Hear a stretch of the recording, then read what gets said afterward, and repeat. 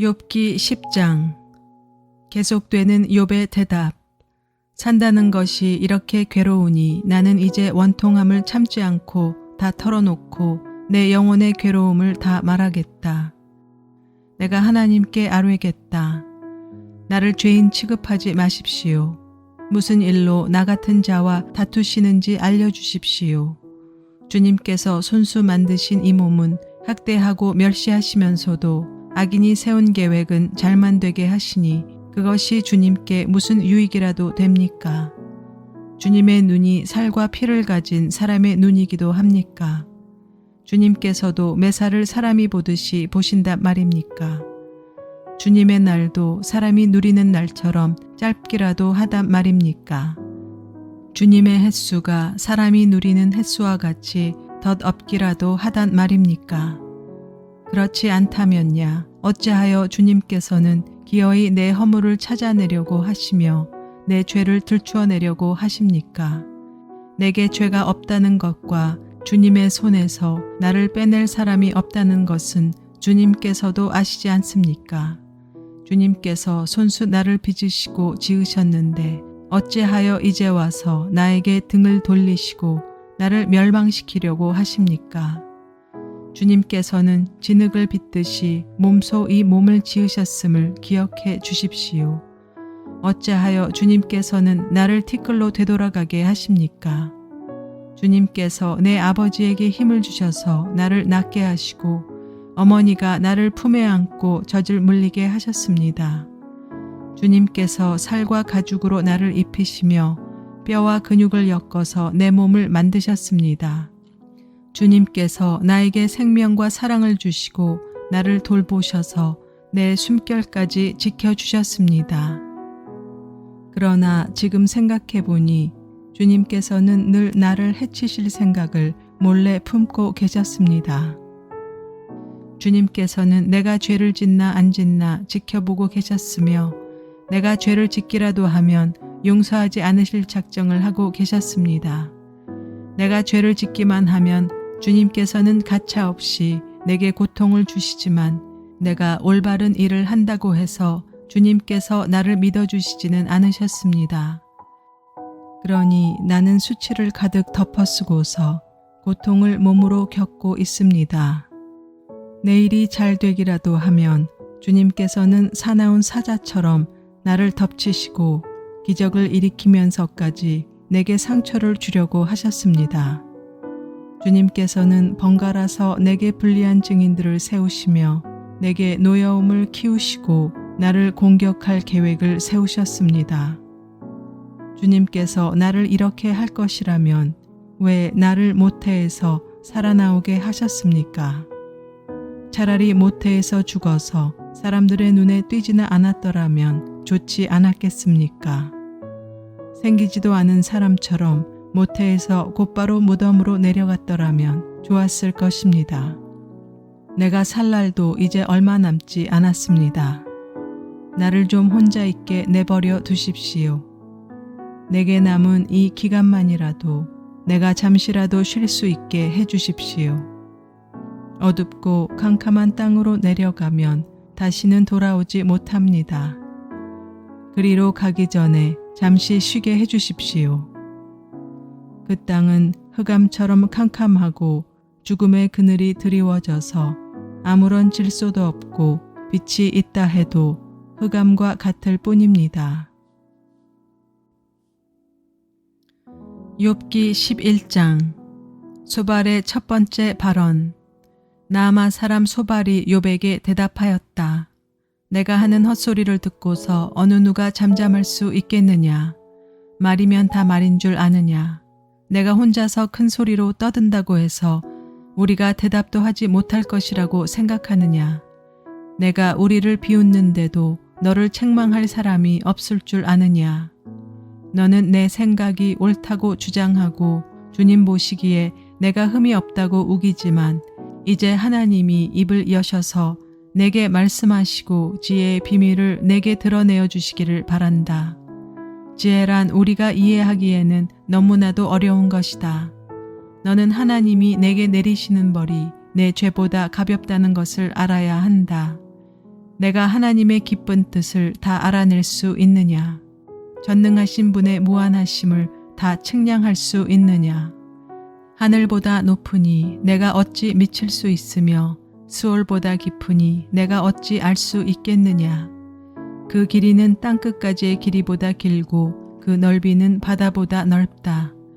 하나님이 두루 지나다니시며 죄인마다 쇠고랑을 채우고 재판을 여시면 누가 감히 막을 수 있겠느냐? 하나님은 어떤 사람이 잘못하는지를 분명히 아시고 악을 보시면 곧바로 분간하신다. 미련한 사람이 똑똑해지기를 바라느니 차라리 들나귀가 사람 낳기를 기다려라. 내가 마음을 바르게 먹고 내 팔을 그분 쪽으로 들고 기도하며 악에서 손을 떼고 내 집안의 불의가 깃들지 못하게 하면 너도 아무 부끄러움이 없이 얼굴을 들 수 있다. 내 마음이 편안해져서 두려움이 없어질 것이다. 괴로운 일을 다 잊게 되고 그것을 마치 지나간 일처럼 회상하게 될 것이다. 내 생활이 한낮보다 더 환해지고 그 어둠은 아침같이 밝아질 것이다. 이제 내게 희망이 생기고 너는 확신마저 가지게 될 것이다. 사방을 둘러보아도 걱정할 것이 없어서 안심하고 자리에 누울 수 있게 될 것이다. 내가 누워서 쉬어도 너를 깨워서 놀라게 할 사람이 없고 많은 사람이 내게 잘 보이려고 할 것이다. 그러나 악한 사람은 눈이 멀어서 도망칠 길마저 찾지 못할 것이다. 그의 희망이라고는 다만 마지막 숨을 잘 거두는 일뿐일 것이다. 욥기 12장. 욥의 대답. 욥이 대답하였다.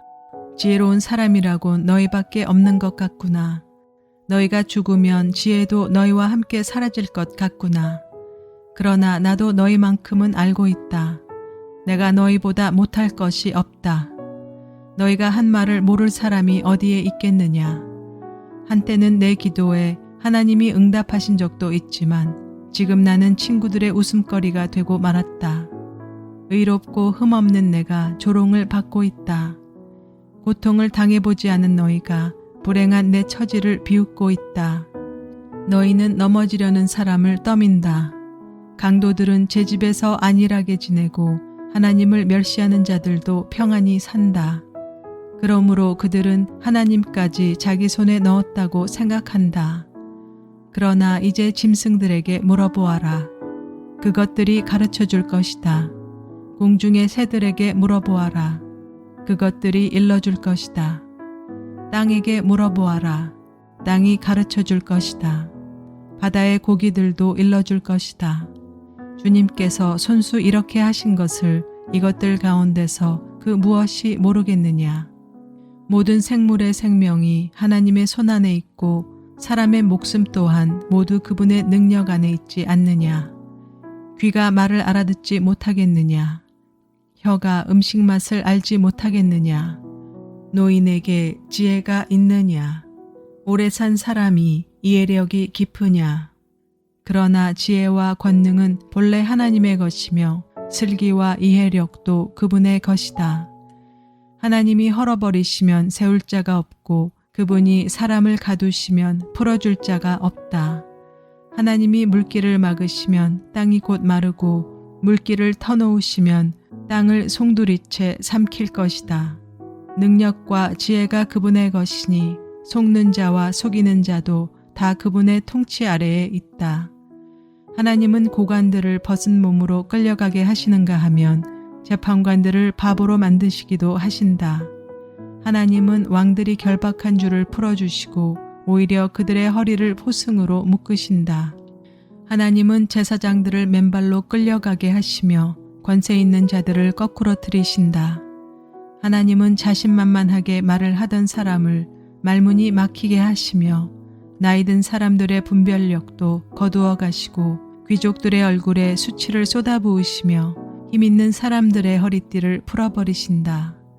하나님은 어둠 가운데서도 은밀한 것들을 드러내시며 죽음의 그늘조차도 대낮처럼 밝히신다. 하나님은 민족들을 강하게도 하시고 망하게도 하시고 뻗어나게도 하시고 흩어버리기도 하신다. 하나님은 이 땅 백성의 지도자들을 얼이 빠지게 하셔서 길 없는 거친들에서 방황하게 하신다. 하나님은 그들을 한 가닥 빛도 없는 어둠 속에서 더듬게도 하시며 술 취한 사람처럼 비틀거리게도 하신다. 욥기 13장. 계속되는 욥의 대답. 내가 이 모든 것을 내 눈으로 똑똑히 보고 내 귀로 다 들어서 안다. 너희가 아는 것만큼은 나도 알고 있으니 내가 너희보다 못할 것이 없다. 그러나 나는 전능하신 분께 말씀드리고 싶고 하나님께 내 마음을 다 털어놓고 싶다. 너희는 무식을 거짓말로 때우는 사람들이다. 너희는 모두가 돌팔이 의사나 다름없다. 입이라도 좀 다물고 있으면 너희의 무식이 탄로나지는 않을 것이다. 너희는 내 항변도 좀 들어보아라. 내가 내 사정을 호소하는 동안 귀를 좀 기울여 주어라. 너희는 왜 허튼 소리를 하느냐? 너희는 하나님을 위한다는 것을 빌미 삼아 알맹이도 없는 말을 하느냐? 법정에서 하나님을 변호할 셈이냐? 하나님을 변호하려고 논쟁을 할 셈이냐? 하나님이 너희를 자세히 조사하셔도 좋겠느냐? 너희가 사람을 속이듯 그렇게 그분을 속일 수 있을 것 같으냐? 거짓말로 나를 고발하면 그분께서 너희의 속마음을 여지없이 폭로하실 것이다. 그분의 존엄하심이 너희에게 두려움이 될 것이며 그분에 대한 두려움이 너희를 사로잡을 것이다. 너희의 격언은 한낱 쓸모없는 잡담일 뿐이고 너희의 논쟁은 흙벽에 써놓은 답변에 불과하다. 이제는 좀 입을 다물고 내가 말할 기회를 좀 주어라. 결과가 어찌 되든지 그것은 내가 책임지겠다. 나라고 해서 어찌 이를 악물고서라도 내 생명을 스스로 지키려 하지 않겠느냐. 하나님이 나를 죽이려고 하셔도 나로서는 잃을 것이 없다. 그러나 내 사정만은 그분께 아뢰겠다. 적어도 이렇게 하는 것이 내게는 구원을 얻는 길이 될 것이다. 사악한 자는 그분 앞에 감히 나서지도 못할 것이다. 너희는 이제 내가 하는 말에 귀를 기울여라. 내가 하는 말을 귀담아 들어라. 나를 좀 보아라. 나는 이제 말할 준비가 되어 있다. 내게는 내가 죄가 없다는 확신이 있다. 하나님, 나를 고발하시겠습니까? 그러면 나는 조용히 입을 다물고 죽을 각오를 하고 있겠습니다. 욥의 기도. 내가 하나님께 바라는 것은 두 가지밖에 없습니다. 그것을 들어주시면 내가 주님을 피하지 않겠습니다. 나를 치시는 그 손을 거두어 주시고 제발 내가 이렇게 두려워 떨지 않게 해주십시오. 하나님, 하나님께서 먼저 말씀하시면 내가 대답하겠습니다. 그렇지 않으시면 내가 먼저 말씀드리게 해주시고 주님께서 내게 대답해 주십시오. 내가 지은 죄가 무엇입니까? 내가 무슨 잘못을 저질렀습니까? 내가 어떤 범죄에 연루되어 있습니까? 어찌하여 주님께서 나를 피하십니까? 어찌하여 주님께서 나를 원수로 여기십니까? 주님께서는 줄곧 나를 위협하시렵니까? 나는 바람에 날리는 나뭇잎 같을 뿐입니다. 주님께서는 지금 마른 지푸라기 같은 나를 공격하고 계십니다. 주님께서는 지금 내가 어릴 때의 한 일까지도 다 들추어 내시면서 나를 고발하십니다. 내 발에 착고를 채우시고 내가 가는 모든 길을 낱낱이 지켜보시며 발바닥 닿는 자국까지 다 조사하고 계십니다. 그래서 저는 썩은 물건과도 같고 좀먹은 의복과도 같습니다. 욥기 14장. 여인에게서 태어난 사람은 그 사는 날이 짧은 데다가 그 생애마저 괴로움으로만 가득 차 있습니다. 피었다가 곧 시드는 꽃과 같이 그림자같이 사라져서 멈추어 서지를 못합니다. 주님께서는 이렇게 미미한 것을 눈여겨 살피시겠다는 겁니까? 더욱이 저와 같은 것을 심판대로 데리고 가셔서 심판하시겠다는 겁니까? 그 누가 불결한 것에서 정결한 것을 나오게 할 수 있겠습니까? 아무도 그렇게 할 수 없습니다. 인생이 살아갈 날수는 미리 정해져 있고 그 달수도 주님께서는 다 헤아리고 계십니다. 주님께서는 사람이 더 이상 넘어갈 수 없는 한계를 정하셨습니다. 그러므로 사람에게서 눈을 돌리셔서 그가 숨을 좀 돌리게 하시고 자기가 살 남은 시간을 품꾼 만큼이라도 한번 마음껏 살게 해주십시오. 한 구루나무에도 희망이 있습니다. 찍혀도 다시 움이 돋아나고 그 가지가 끊임없이 자라나고 비록 그 뿌리가 땅속에서 늙어서 그 구루터기가 흙에 묻혀 죽어도 물기운만 들어가면 다시 싹이 나며 새로 심은 듯이 가지를 뻗습니다. 그러나 아무리 힘센 사람이라도 한번 죽으면 사라지게 되어 있고 숨을 거두면 그가 어디에 있는지도 모르게 됩니다. 물이 말라버린 강처럼 바닥이 드러난 호수처럼 사람도 죽습니다. 죽었다 하면 다시 일어나지 못합니다. 하늘이 없어지면 없어질까 죽은 사람이 눈을 뜨지는 못합니다. 차라리 나를 수월에 감추어 두실 수는 없으십니까? 주님의 진노가 가실 때까지만이라도 나를 숨겨주시고 기한을 정해 두셨다가 뒷날에 다시 기억해 주실 수는 없습니까? 아무리 대장부라 하더라도 죽으면 그만입니다. 그러므로 나는 더 좋은 때를 기다리겠습니다. 이 고난의 때가 지나가기까지 기다리겠습니다. 그때 주님께서 나를 불러주시면 내가 대답하겠습니다. 주님께서도 손수 지으신 나를 보시고 기뻐하실 것입니다. 그러므로 지금은 주님께서 내 모든 걸음걸음을 세고 계시지만 그때에는 내 죄를 살피지 않으실 것입니다.